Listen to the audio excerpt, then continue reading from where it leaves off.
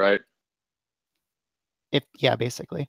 Okay, now how does that support your original claim that happiness, right, is the thing that was evolved as a mechanism for survival conducive behaviors, right? How does that support that statement? Okay, so how does the fact that wait a second. I'm making Don't sure ask. I understand your question. Right. So you're asking me, how does the fact that survival is correlated with happiness show that it was evolved for the purpose? How many dead people do you know that are happy? Well, yeah, obviously that's not. Dead people don't have any. So then the only other significant thing you could really add is that people are happier, right, when they have easier means to sustenance and survival, right? Sure. Okay. And we can both accept that claim, right? But that does not say anything or establish any either valid inference or empirical evidence for the claim that happiness, right, was an evolved mechanism for survival conducive behaviors. They could be totally unrelated, right? Pain could be the mechanism for survival conducive behaviors, right? And yet people could still be happier when they have easier means of sustenance. So, so I just have to do an inference to the best explanation. I'm saying that doesn't even get you there, though. So, I mean, it doesn't even make it more plausible. If you think about, yeah, sure, but if you think about, so we know that this happiness does encourage people to act in a survival way, in a way that. How do we know that it's the happiness that encourages them, right, rather than just fear or consequences? Well, all people desire happiness. Sure. And so when they choose their jobs or whatever, they're acting in a way to achieve happiness, right? I'm not sure it's that simple, but for the time, we can just use this prosaic outlook on life. Sure. Okay. So it is a fact that it does encourage happiness. So it makes sense that. What encourages happiness? Or sorry, it encourages survival. Happiness encourages. How does it do that? Where did you pull that up from? Well, you just said. What does it mean to say that happiness encourages survival? It encourages people to act in a way that is conducive to survival, which is what you just said. I mean, you have to be alive to be happy, right? Even wanting to be in pain, right, encourages people to stay alive, right? Because you can't be in pain if you're fucking dead, right? Sure. So I can just, it's a mirror argument, right? It also doesn't help you. So if it is a case that happiness encourages people to act in a way that's and as we've just established, that pain also helps encourage people to stay alive. Well, you said the negation. It's more like the negation of pain, the desire not to have pain. But no, it's not actually. If one wants to experience pain, one must stay alive to experience pain. Right, but we know for a fact that people typically are not looking to have pain as like. I'm not arguing with you that it doesn't typically happen, right? Or that it does typically happen. I'm just saying that entailment there, that it encourages survival and survival conducive behaviors, is entailed both by pain and happiness, right? Sure, that's fine. I don't have to. It doesn't have to be mutually exclusive. Okay, but this couldn't be a reason or a justification that makes your conclusion more plausible if it applies to both, right? You would have to have some other justification. What? No, I mean it could be both. Why would you accept that it could be both? They're incompatible, right? You don't want to say something like there's a wide range of things which promote survival conducive behavior, right? Because you're trying to pin it and say that it's attributable to just happiness, right? No, I think that pain is, it's also meant to prevent people from doing things like jumping off buildings or whatever. We also have other kind of traits that stop us from doing that as well, like the fear of heights. It's not just preventative is what I'm pointing out, right? If you want pain, right, you have to do things to survive in order to achieve pain, right?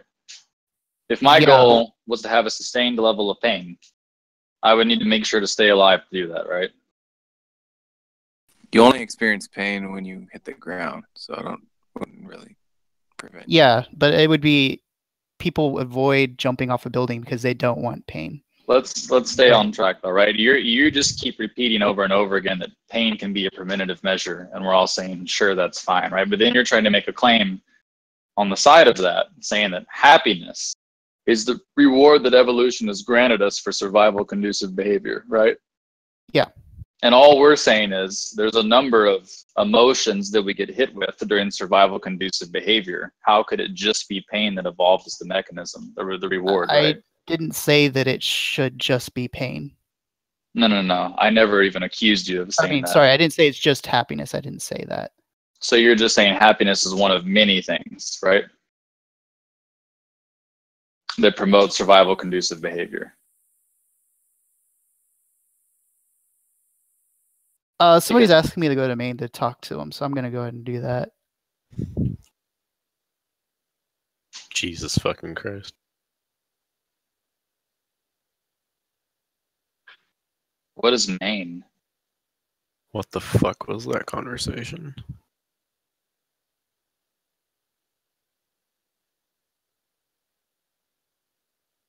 Anyway, where that was going was him just going to, he was going to end up just saying something like, we have emotional responses for survival conducive behavior, which is entirely uninteresting.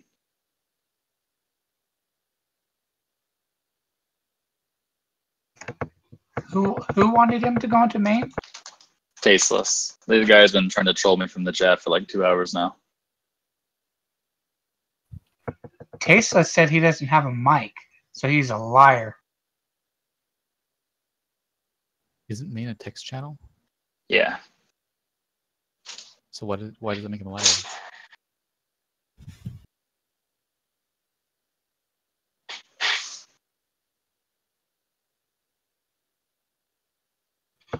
I thought Maine is a voice channel. It's not text. What are you talking about? There's another Maine. Oh.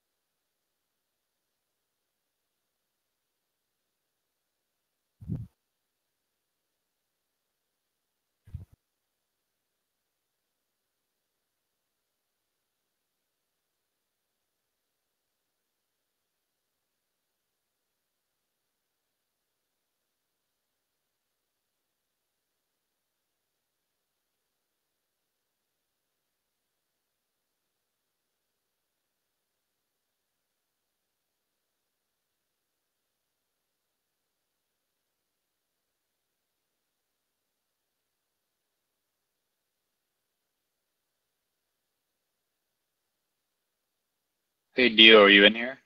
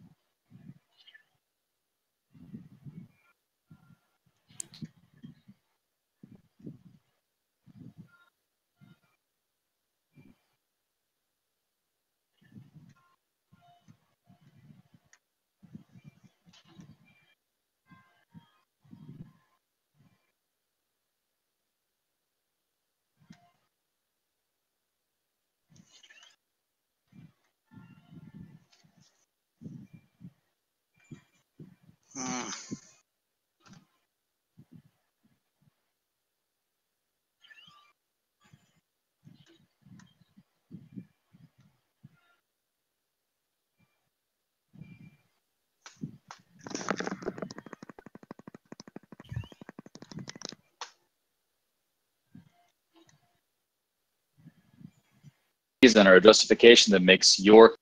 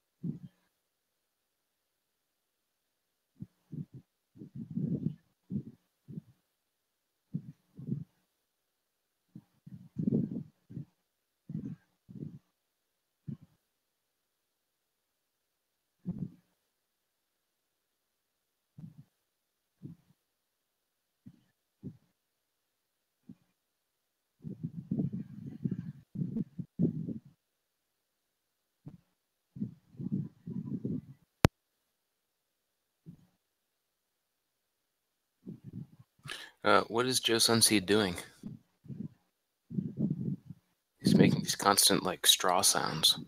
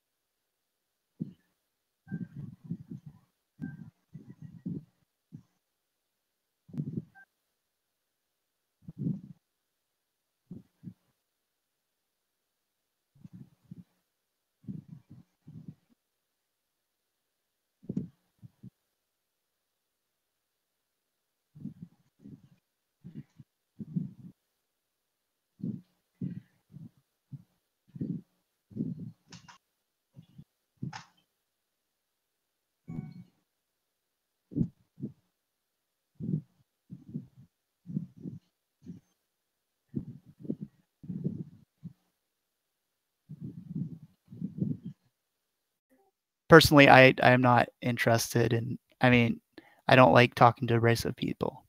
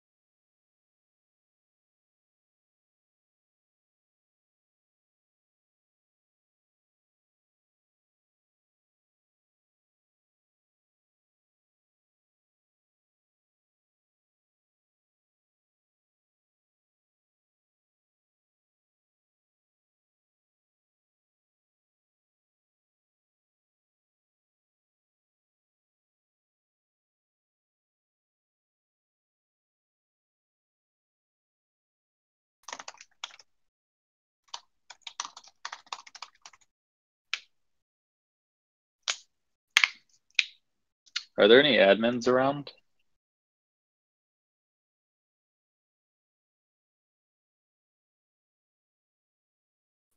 Yeah, I'm here. Oh, could you unsplit the rooms? That other conversation was pointless. It seems like it's being unsplit. I was just forcibly moved here. Oh, okay, cool. But somebody needs to meet Joe High IQ Seed because he's just. High IQ seed. I love Ironic. that. Oh shit.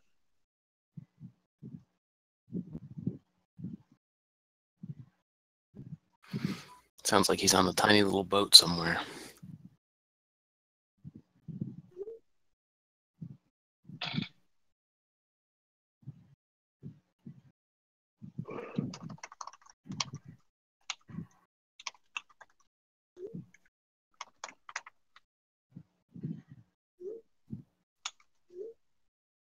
Man, I get pulled into conversations sometimes where I know there's not really a purpose, you know?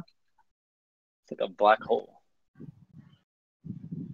Not to say that the interlocutor is bad or anything. I just know there's not much of an end goal. What's happening now? I had a really long conversation about something that is invaluable to me. No.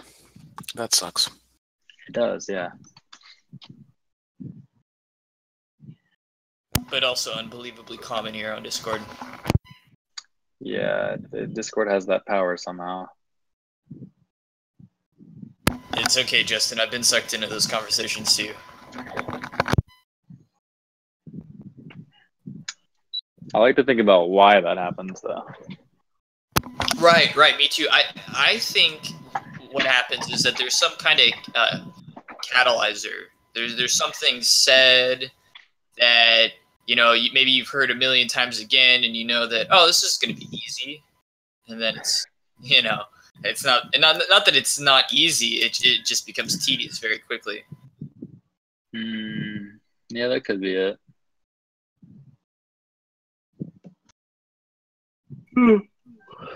I also think a lot of it has to do with the concept of a role, like a social function. How so? I didn't hear the conversation you guys were having, so it just got here. It applies to most conversations, though. Like Tom's role, his social function in Discord is to engender controversy, right? Right. My role is like a bar bouncer. And then people have little roles, you know? Joe's role is to mic up every 5 days and say something like, yeah.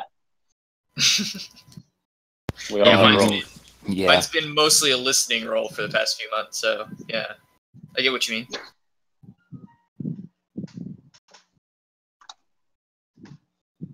mean. AB, are you that syntax and semantics guy? I am, yeah. Okay, cool. Yeah.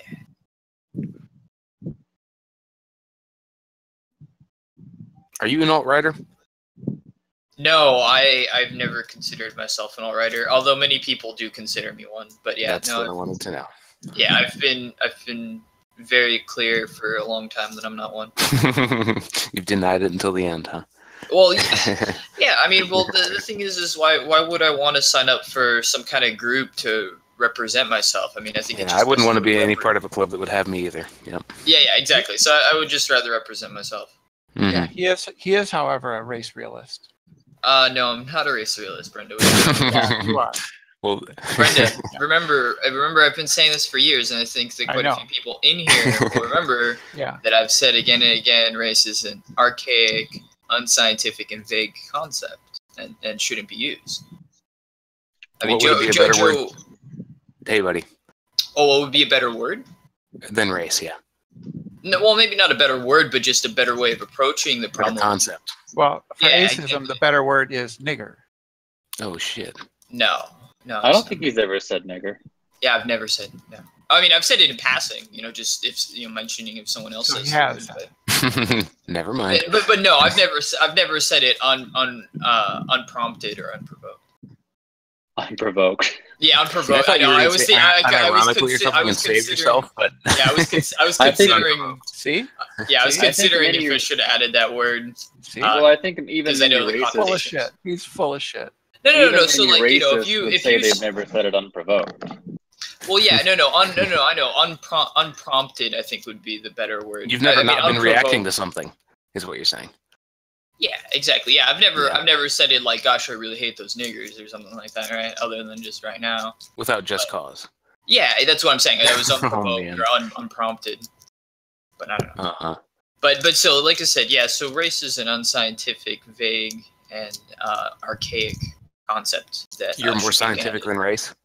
Well, so I mean, I think that we should just use the modern genomic terminology and understanding that we have, things like haplogroups and genetics, Why should we do that? because that's actual science. Ah.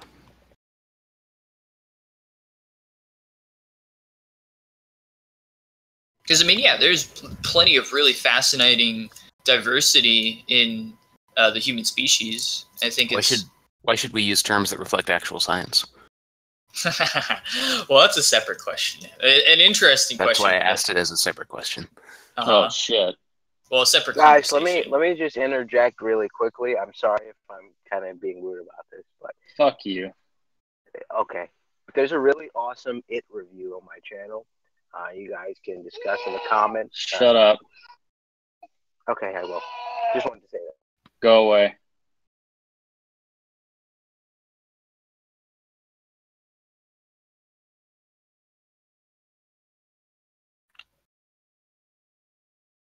But yeah, so you're asking like why should we use science or have science as a Not standard? why should we use science? Why should we use terminology that reflects some sort of like scientific rigor? Right. I mean, I would say at least that's probably just my personal preference. I know that other people probably have preferences to use other systems of thought, and Right. yeah, and I think that there's probably merits to,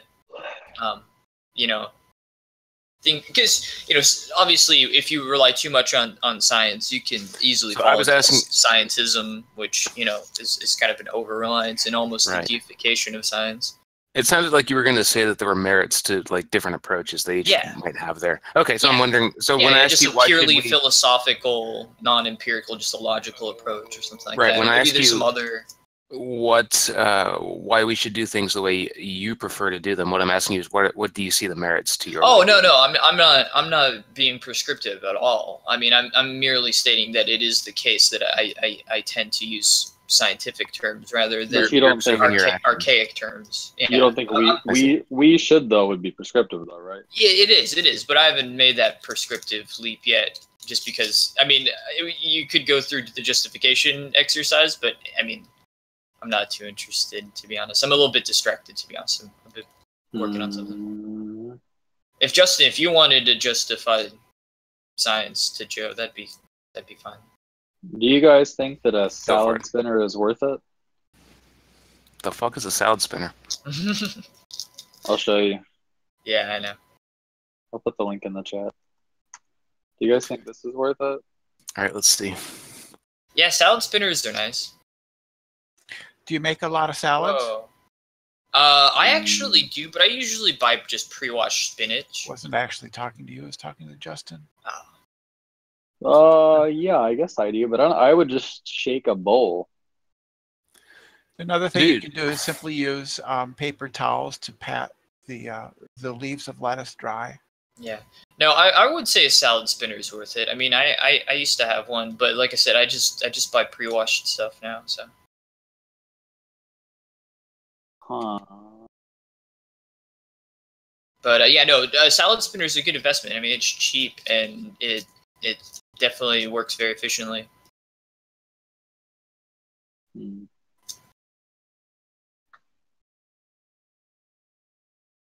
Salad spinners. But yeah, I don't know if the link you sent us was to salad spinner. It was like a Prime. Take the I had to deal with that too. Take Prime Now out of the link and take the dot out, and so it's just http://amazon.com. That's what it is. Sweet, yep. Thank you. Mm-hmm. Oh, sorry, could not find that page. Here, let me link you. Right.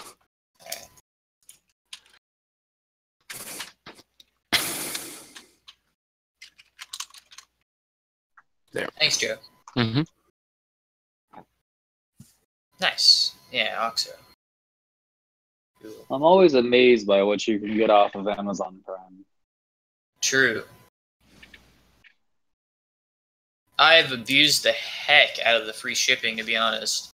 Sent a lot of heavy stuff to my house. Free shipping? Yeah, for Prime. Yeah, 2-day free shipping.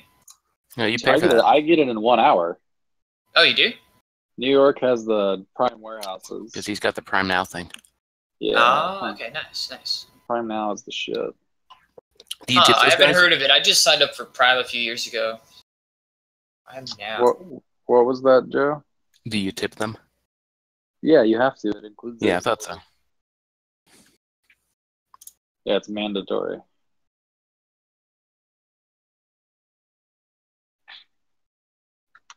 I mean, I make a lot of salads. I didn't know that something like this existed. I always just stirred it with like a big fork.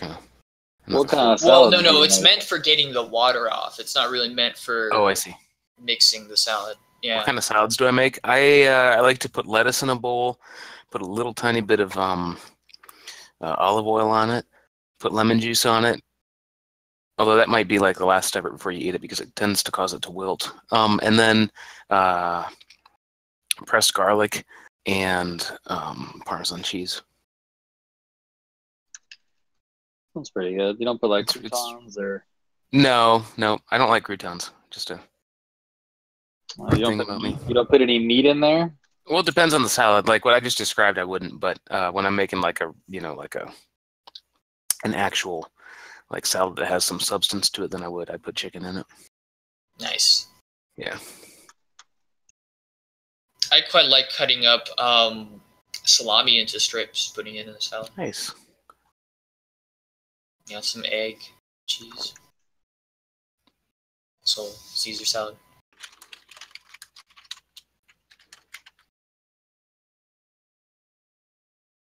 Hmm.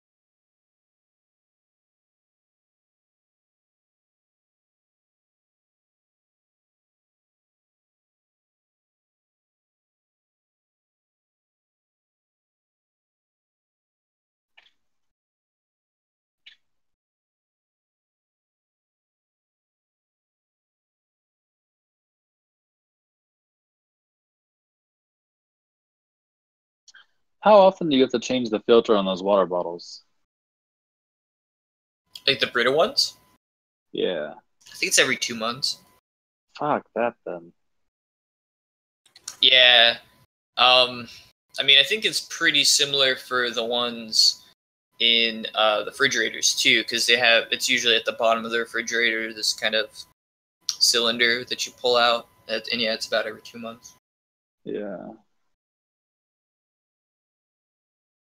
Yeah, it's a bitch.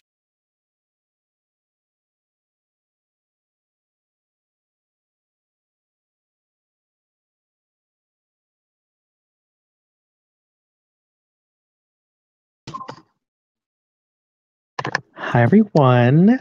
Hey, buddy. How are you? I'm all right. Hello. Yes, that is one Matt, of are the you colors. okay today? Huh? Are you all right today, Matt? I'm always okay. Debate. I'm a I little was weird just a today. part, or not a part of, but I listened to about what is it? Natural selection. What was that about? I know, but what was it about? What were you guys debating? That re-raises the topic, you dummy.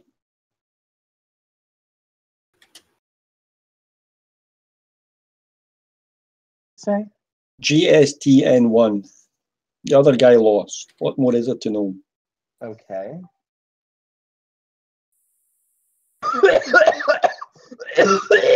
My God, you see how I prayed for you? I prayed for you to be cut off in mid-sentence, and God answered my prayer. Where was this debate? No, it wasn't a debate. It was in the It was other just a room. discussion. Just wanted to know what it was about. I honestly just wanted to know what it was about. Who was defending Fodor and who was the other guy? I'm pro Fodor. The other guy was saying You're pro-life or pro-choice? Fodor was wrong or mistaken about what natural selection's goal was, which I actually like the guy's objection. So pro-life or pro-choice? Shut the fuck up. The guy was apparently saying that he's against. He was asked how what his most controversial position was, and it was that homosexuality is unnatural or something, and he based that on biological evolution. The person's name, Justin, that you were debating. Do you know what was his name? Chihuahua. Oh, okay, yeah, he's yeah, I know who that is. What was his objection? Basically, that Fodor was mistaken about what natural selection is supposed to be doing, and he said that it wasn't the aim of natural selection to actually be able to distinguish among individual traits, and said it was an explanatory framework to explain how genotypes move into selection. But I just kept reiterating the fact that the explanation about the genotypes is only constructed or predicated on the reference to explanations about specific traits. And we just went back and forth for a really long time about this. But, it gets to a point where the goalpost gets moved a lot in that discussion. So what I've got to do before I have that discussion again is limited. Is the selection process genotypes intentional or not? Well, he claims that it's based on what we can call differentials, which is the idea that, yeah, in my opinion, no. In his opinion, yes. I mean, in my opinion, it is intentional. In his opinion, it isn't. It's just retrospective, right? But I don't take that to be the business of what natural selection is doing, right? It's not a retrospective account. It's a predictive theory. So we went back and forth on that quite a bit, but we seem to be Technically, everything is the theory. He seemed to be making a claim that natural selection was never intended to explain anything about specific traits, and I just was immediately curious about where he's getting that from. Bi-curious, but okay. It was kind of a mess. The whole conversation was a mess. God, shut the fuck up, has Maki. But but everything is a theory. Someone kick this faggot. You know what I mean? So no one knows what you mean.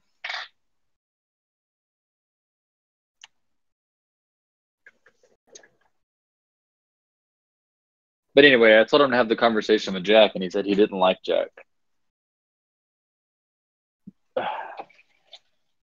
Because Jack is aggressive. Yeah, that's really lame.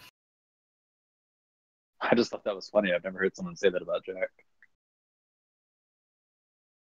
You've never heard it?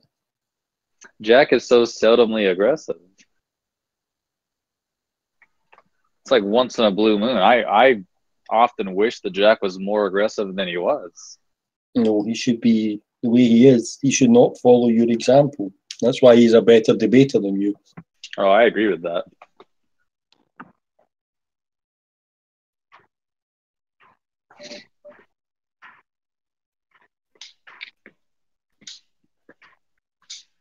I won't.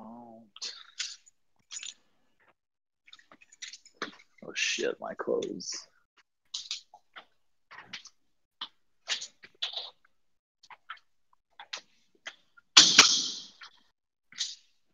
So wait, I'm not understanding the argument. So he was saying that you can apply it at the genotype level, and you're trying to point out that Fodor's argument doesn't apply at the genotype level. It applies at the allele level. Is that what you're saying?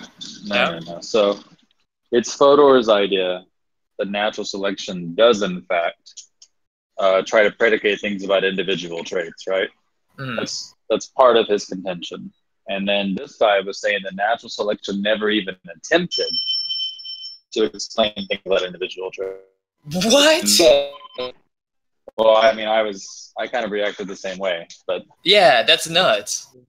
Does knowledge have causal powers? Okay, but Darwin's finches is just obviously a falsification of that. I mean, when Darwin seen those finches, he wasn't looking at their genotype. He was fucking looking at phenotypical traits. See, well, this these guy guys is probably analyzing the neo-Darwinian synthesis, though. That's probably what he meant by we don't really care about specific traits, but I still think that's mistaken. Because he began to discuss specific traits, and then I hammered him on that. I was like, aren't you just talking about specific traits now? And then he said a lot of weird shit and did a lot of acrobatics to say that. Then he actually said natural selection only focuses on individual traits, but once they're separable. And I said, isn't that begging the question? I was like, in what situation are they not coextensives? And he tried to give me a couple of examples, all of which I pointed out had coextensives, right? The conversation was a fucking mess, though.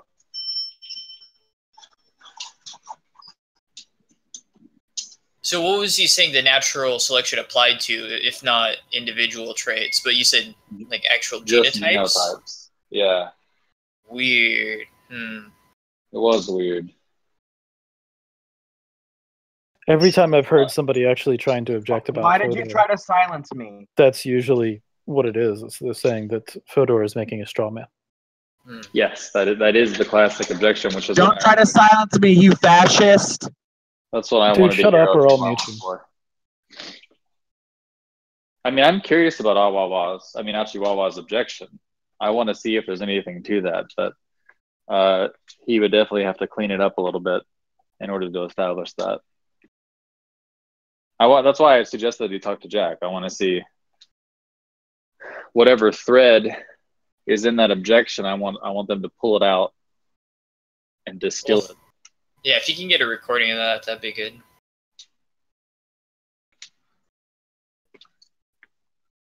Are you watching the chat? What's up?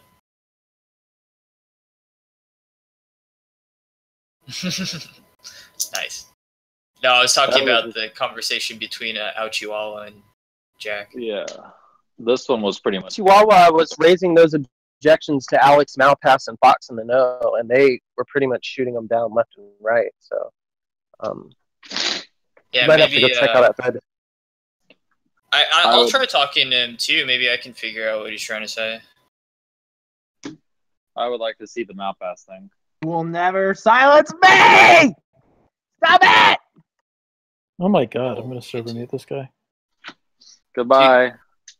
What do you even get from this, dude? I just don't know. Get a life. So, a genotype is just like the underlying genetic makeup or something? Yeah. But, I mean, how is he going to separate that from traits when, look, I mean, what's being selected for, the selective pressures are not affecting the genotype unless the genotype has a causal impact on phenotype. So he's dead. He's dead in the water. Look, I mean, straight up, you appeal to genotype without appealing to phenotype because the selective pressures only selective pressures only go against phenotypical traits. So it was a lot of. He's done. It was a lot of question begging, and I pointed that out several times. I kept saying, and the only way in which so he began to do this. He began to say that the way we determine things like relative fitness in regards to natural selection was that we look at which genotypes, adapted successfully, and then we can do comparisons or differentials, right? So we can say that, there was one population where everything was the same except they had this one, gene, like a trait, a gene that corresponded to a trait like fastness, right? And he can say based on that differential, we can say something about that fastness trait being causally responsible, right? But then I kept re-raising the objection, which is, well, how can you isolate it to that trait, right? There may be many traits, but the idea was that differential is supposed to stop me from doing that, right? The idea that what's that phrase? All things being equal, like mutatis mutandis, right? That if there is this one difference, that this one difference could then be said, right, to be causally responsible for the adaptive success, right? The issue, however, is that that's an account where we figure that out, right? Retrospectively, that's where humans build a system of justifications by doing a differential, right? Then we infer that, right? That's not Fodor's objection, though. Fodor's objection is relativized to the mechanism of natural selection. How does natural selection select among coextensive traits, right? It's not about if we can guess or build abductive explanations about which gene or trait we think did it, right? That's irrelevant. And he kept doing that over and over again. So eventually that was pointed out that I'm not arguing that we can't build explanations like that. I'm just arguing, does the mechanism of natural selection do any explanatory work there? And then he kept saying no, but he really couldn't make his mind up about if it was or wasn't. Eventually he ended up saying that it can, but only in regards to which genotypes will succeed. And I said, based on what? And then it just was a mess, basically. Conversation was a mess. Sounds like he didn't understand natural selection very well to me. Well, I think he might understand NS in the sense that many scientists do, but I think when it comes to this objection fools a lot of people in the sense that they begin making that mistake that he made, which was that the objection is centered around the intentional language, right? Okay, so sorry to cut you off, but I didn't actually hear the argument, so what was the objection?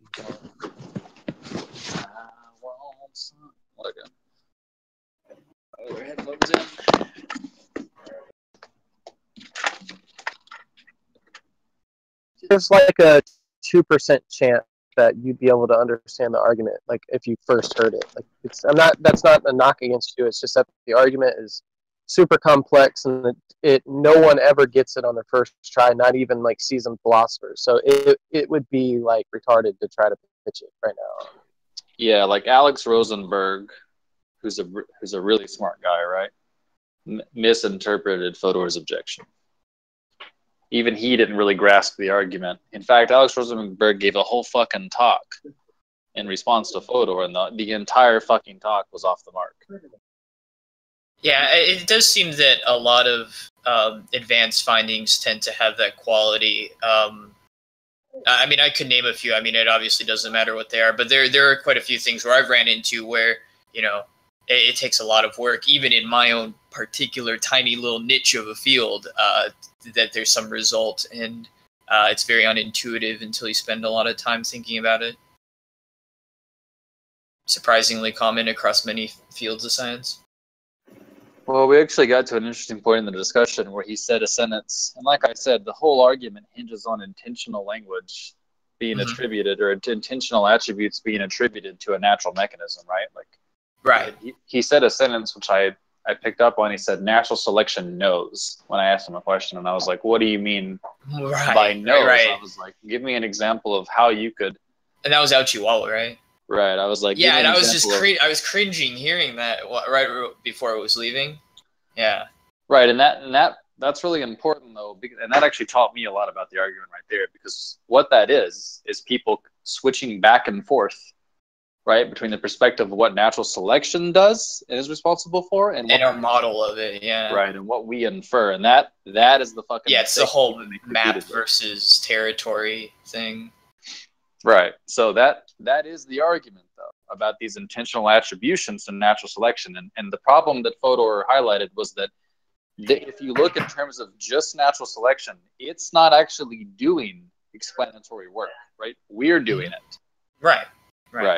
And that is the subtlety of the argument, I think. But I am curious about this objection, though, that the natural selection wasn't supposed to do that. I think there might be some legitimacy to that. That would be very interesting, yeah. I don't think it'll be a total win for the other side, but I think it may help. Well, right. I mean, if he's able to like pull out some passage from the Origin of Species or something about that specific point, I mean, that might be kind of a slam dunk, but we'll see. It's just a semantic dispute at that point. Look, if if we have an argument geared against some conception, he has a different conception. The argument just straightforwardly doesn't go through on account that he has a different conception, right? It's like it would be something akin to. There's a problem there, though, which is that even his conception may rely under the hood on the thing that Fodor is critiquing. You know what I mean? Like, I kind of agree with what you said earlier, Shameless. I don't think that we can really meaningfully talk about genotypic selection without appealing to particular traits.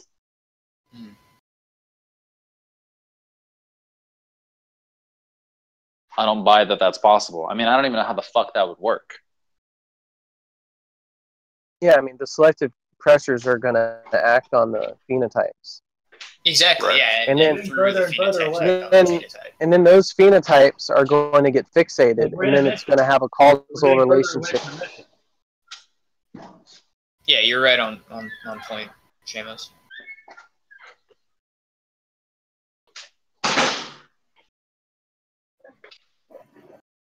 However, because this is not my field, I'm wondering if there's just something I'm missing here. It's always a possibility. What are you doing?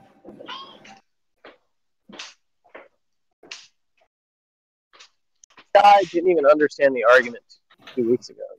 I remember him from the thread. He like answered with like 3 days worth of non sequiturs before he like started actually kind of coming around. I mean, he seems like a guy that's like attached to evolutionary dogma, and he's knowledgeable in the field or whatever, but he didn't seem to be able to understand any of the shit. So, I mean, I don't think he's gonna. I wouldn't be impressed, I don't think, with anything he said. I mean, I think he's just being wordy, and he understands biology, and you're getting a little bit scared because of that or something. No, it's not that he worries me. Because I think It'd actually be pretty easy to say, like, if we spoke again, I could run the argument much more effectively against him. My concern about what he brought up is that he seems to share the same opinion as the majority of people that critique Fodor, which is that Fodor's is issuing a strong.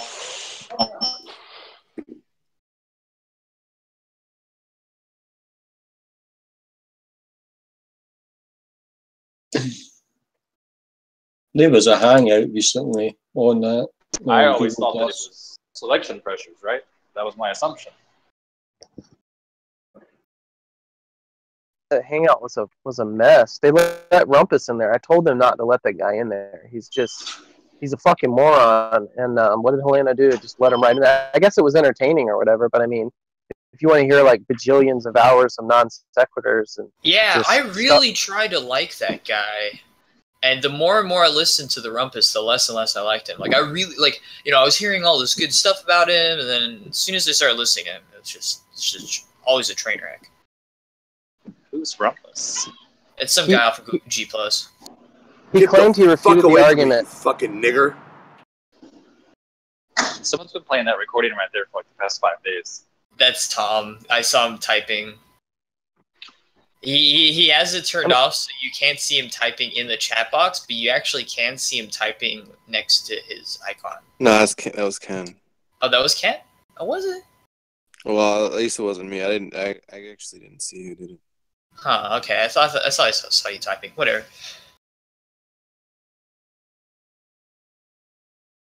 But yeah, this is the Rumpus guy. Like I said, it just seems like people like him, and I've never heard him say a single thing interesting. I don't like him. People that like him are just clueless idiots like Steve McRae, Dragnot, Fiona, Jade West. Like, they're all just fucking like scientific dogmatists, and they love each other because they're all in the same boat. Yeah, that the whole lisps. pack is just cancer. That's the lisps. Like, I at one point I actually did have a little bit of respect for Steve McRae, but then it just very quickly eroded.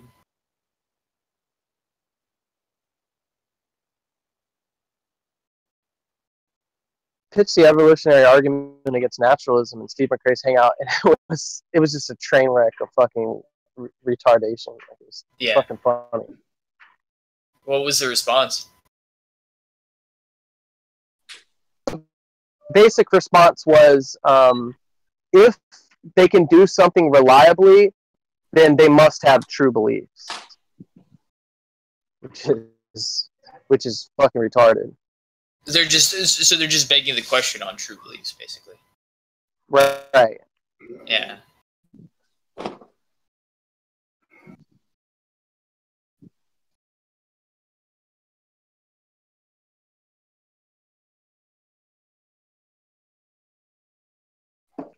Sokka gave this example about a guy in a bowling alley that was consistently bowling strikes, and he said by virtue of the fact of the consistency of the nature of him bowling strikes, that he must have true beliefs in reference to thing. And I said, actually, I could think of a scenario in which it's he has no true beliefs, right? He's deceived about everything. He's deceived about the fact that he's in a bowling alley. He's deceived about the fact that he's bowling. Deceived about the fact that there's bowling pins. He actually thinks he's like in a field throwing rocks at a flight of doves, and he's just become really good at hitting these flight of doves with this rock. And so he was basically saying that like that would be impossible because he's consistently throwing them and hitting them, so he must have some true beliefs. And I told him like that could all just be muscle memory, and everything he believes in relation to what he's doing using that muscle memory is false. And then he would not accept that. Like, he just could not accept that could be a real possibility. What did he say was inconceivable about it? He was just being incredulous. Like, the discussion only took place for about 45 minutes, and it's on Steve McRae's channel. And I mean, I just slaughtered every objection. You can go back and watch it. But he basically like when I first gave the example, he said, no, that's not right. He's a bowler. he's a bowler, and I'm like, dude, what the fuck? Like, gives a shit, right? And, I like to ask them and, when they say that. I like to ask them which part's inconceivable, right?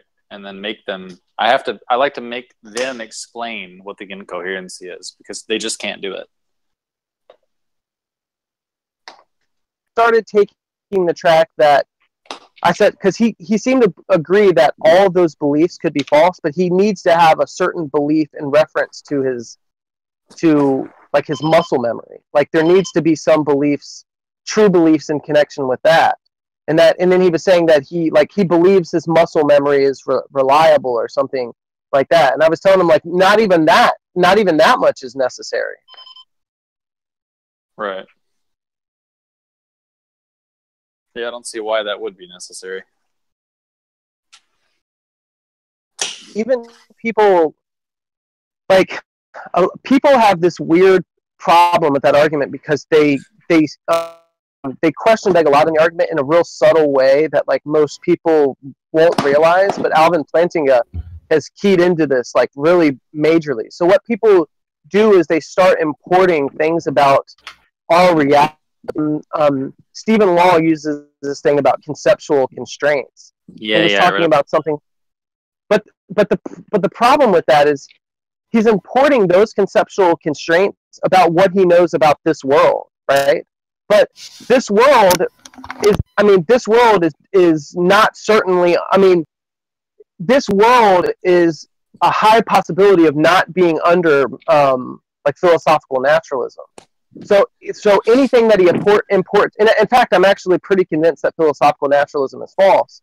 So when he begins importing things from this world into it, it's just straightforward category error. Like what he needs to do is he needs to think of a different world and just think about the mechanisms of philosophical naturalism and the mechanism of evolution, and think of just trying to understand the way that those things are, how we could get true beliefs, right? And you can't start importing things from this reality in that, because this reality, I mean, that would only be, you would only be able to make that analog if this reality was under philosophical naturalism, right? And so that just becomes a question-begging argument anytime you try to. So you have to approach it completely a priori. So you can't use any a posteriori anything. You have to just be like, look, okay, let's just look a priori. Let's understand what these two propositions entail, and then try to understand the logical consequences of that. But no one ever does that.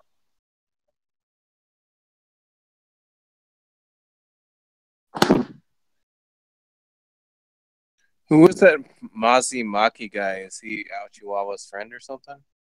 I don't think so. They act very differently. Like, the Ao Chihuahua is not big on acting like a troll, apparently. I mean, that's at least ostensibly the case. Fuck, what happened to my pants? What the fuck is this?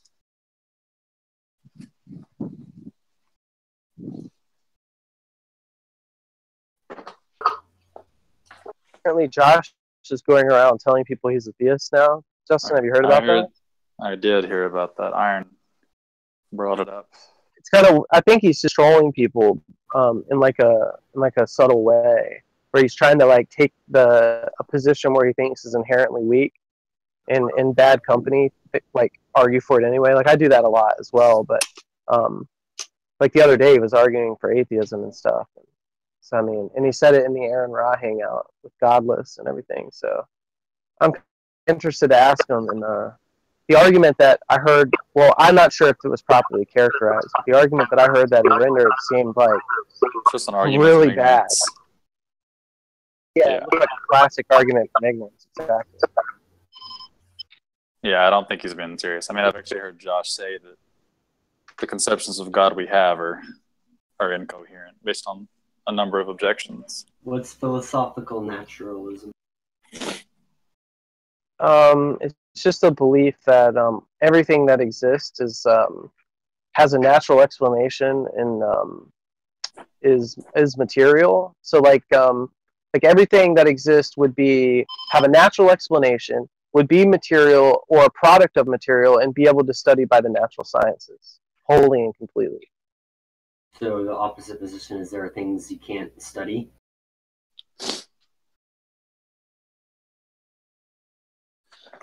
What do you mean by natural? Another word, natural, Able to doesn't be have a very studied by good. the natural science. Yeah, it doesn't have a But very in this good meaning, context, no, I don't think so either. It's been diluted so much over time. But yeah. in this context, I just means able to be studied by the natural sciences. All right. So there's methodological naturalism and then philosophical. So like a Platonic form would be against philosophical naturalism. Yeah. Okay. Yeah, correct. But that line's blurry, as many people have pointed out, because we incorporate many things into naturalism as we go, right? Like fields, for example. For a while, fields were considered anti-scientific. Fields? Fields, you know, like the Higgs boson field and shit like that. Oh, okay. Like. Yeah, like in the 70s, well, actually probably earlier, when that began being incorporated as part of the explanatory framework, a lot of people took it to be like anti-scientific because it seemed to be like things they didn't accept at the time, like action at a distance or unobservables. That was the big thing. And they had a lot of problems with it. But eventually they folded it into the umbrella of naturalism because we could make reliable predictions based off of it, right? And presumably we found ways to falsify the existence of fields, which fully solidified it as part of naturalism. But the issue here is that the term naturalism is elastic, meaning that if we find a way to treat it in such a way that the scientific community accepts as falsifiable or testable or what have you, right, then it just becomes naturalistic. There's a lot of little weird examples you can generate there.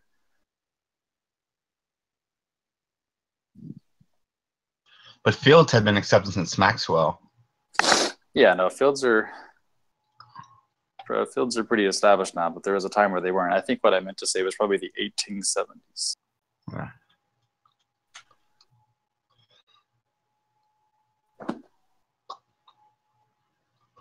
Justin, what's the most degenerate pornography you've ever looked at? I don't know. You know what, Tom's? Porn for me is kind of it's just random, you know? I'll just Google shit randomly. I don't put a whole lot of thought into it. I know a lot of people get very serious about porn. They take it like you know how people drink wine? Some people they spend a lot of fucking time learning about it. Getting real into it. I don't do that shit. Pornography, but I know people that do. You know what Tom's is? Yeah, we talked about it this morning, and I fucking forgot It's cute and dead women. That's right. Yeah, that Reddit thread. What's yours, Dio? Pregnant women. That's it? Yeah. False. It's not even degenerate. What's false, Tom? I don't believe you that that's the most degenerate thing you've masturbated to. I'm not sure I believe that either, Dio. You can be a skeptic. I endorse that. Have you ever masturbated to a black woman? Yeah. Don't you consider that degenerate? Well, she's like light, like light skin, almost white, basically. So light makes right now? No, not necessarily, but I'm just saying she's not completely black either.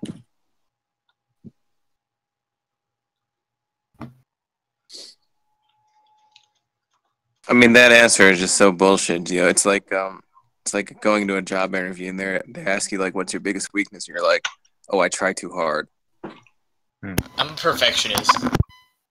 Yeah. Shit. Oh, shit. Bless you. Thanks.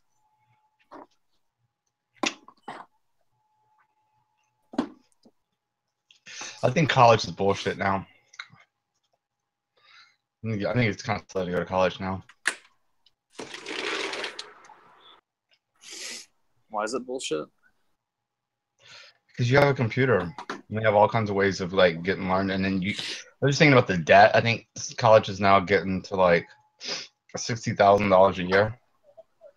I mean, sorry, for your full term.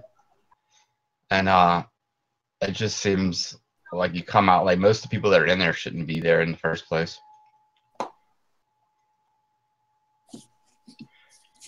I thought about going. I think if you're going to go back, you have to go for STEM. But man, the idea that you would go back for like literary analysis or something like that, it's kind of a waste.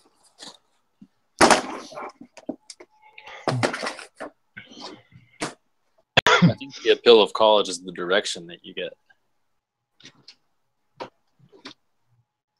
Like, you can get lost in the weeds, self-educating, you know? You don't have any direction. There's no one with experience saying, like, oh, here's the pitfall, and here's where the contemporary trends are headed, and, you know, this is what I've seen people do before, or blah, blah, blah, right? You're really paying for that expertise. Dude, I've learned, wait, hold on a second. I've learned much more when I was being out an autonomous, you know, searching based, you know, maybe I wasted a lot more time, but I certainly learned a lot more. Well, that could just be consistent with you not effectively leveraging the school. Never what? That could be consistent with you not effectively leveraging college. I mean, I think no. That there's also the limitations that college will put on you. You know, the course schedule where you probably understand the course that week and you're ready to go to the next week, but you still got that next day coming up about the same week. You know, so there's kind of you know, if you can't skip ahead, you're kind of forced by the schedule to stay and, you know. Yeah, I mean, you're operating at a group space. Yeah, I mean, I do agree that you can leverage the school in other ways outside of class, though, and that's probably, I think, the best way of getting the most out of college.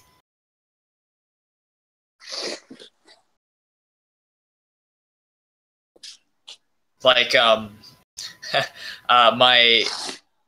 my EE teacher actually knew me before I ever signed up for an EE class because I was just always hanging out in the EE department.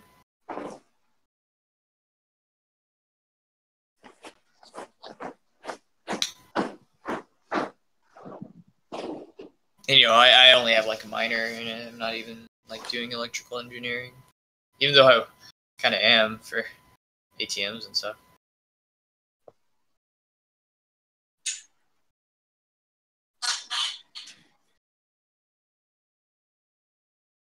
But yeah, I definitely do agree. You get what you put in. You get back what you put in.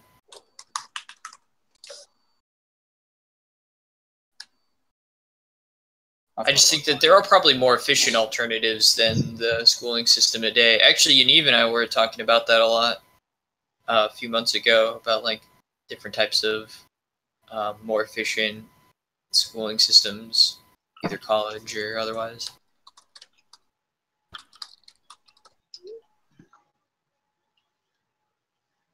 Because to be honest, I'm kind of pessimistic on the value of universities, to be honest. Yeah, you pay $60,000, and as someone said, and women women basically go there to get their soul fucked out of them. Yeah, college is a soul destroying process for women.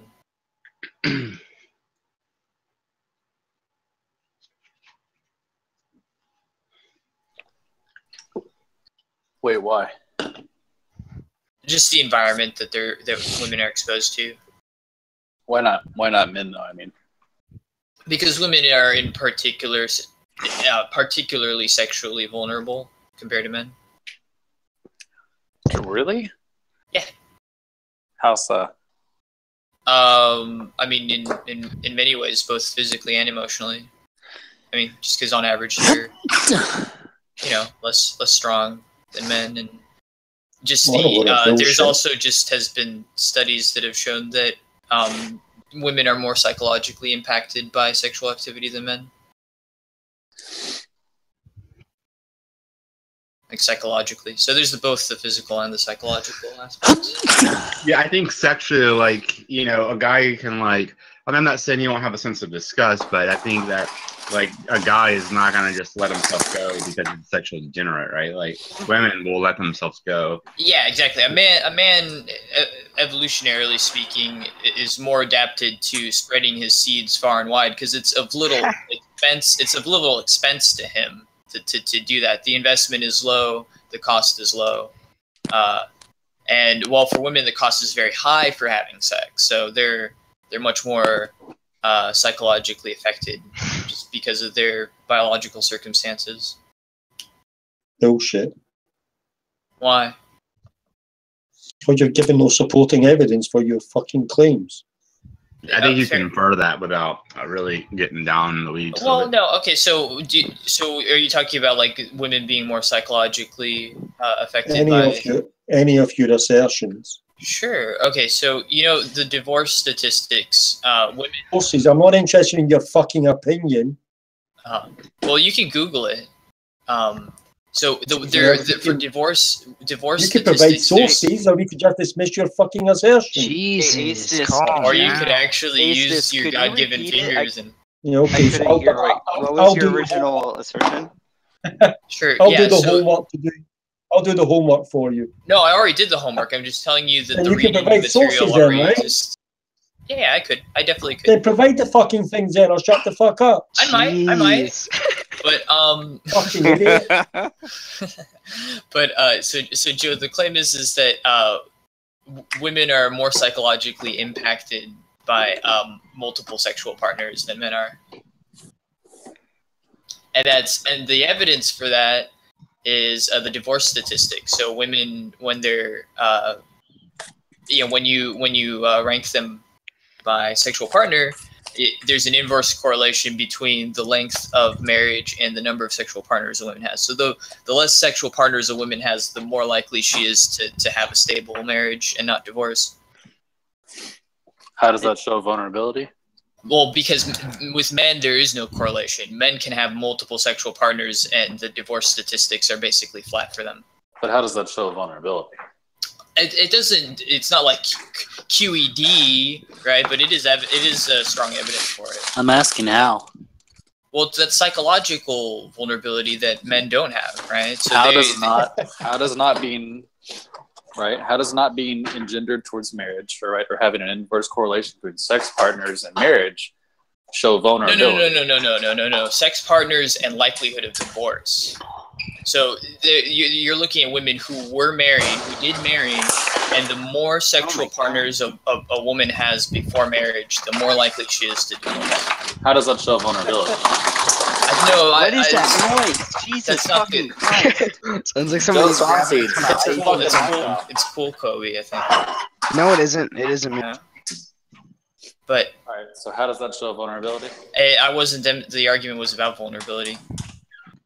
Yeah, I wasn't sure what you're saying. They're more biologically impacted, but I guess you might want to explain that a bit more, because what do you mean biologically impacted? Yeah, I don't think psychologically. You mean? Oh, I thought you said biologically. Their biology forms their psychology, so they're not impacted in the biology. They're impacted in the psychology, which is formed by the biology. That's more unsupported assertions. What would I need to support for that? Let's clarify our claim here, right? You're saying psychologically impacted is supposed to be synonymous with vulnerable, right? I mean, I think that might be a fair way of thinking about it. What is your claim? Well, yeah, that's what I'm interested in. Well, remember the original claim was about the atmosphere of universities and how I think that they're negative for women. Yes, because right. Because and so would you consider that divorce is a negative thing? If your goal is to have a long-lasting marriage. Well, isn't it most people's goals? Most people who get married, isn't it their goal to have a long-lasting marriage? Sure. Okay, so then it seems like divorces are a negative thing. Can change and that. so college is bad. Wait a second, though. Wait, and let me finish. And so, because it seems there is a correlation between premarital sexual activity and a woman's likelihood of divorce, and because universities are highly sexually charged, much more so than ever before, right? Universities weren't very highly sexually charged. They are today. So, I think you can follow the chain of logic, right? No, I don't understand what you mean. There's more sex happening at universities than ever before? Premarital sex, yeah.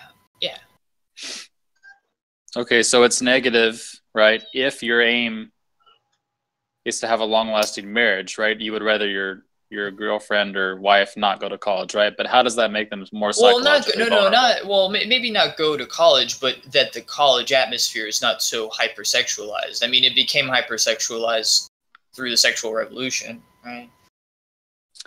Sure. So how does that mean they're more psychologically vulnerable, though?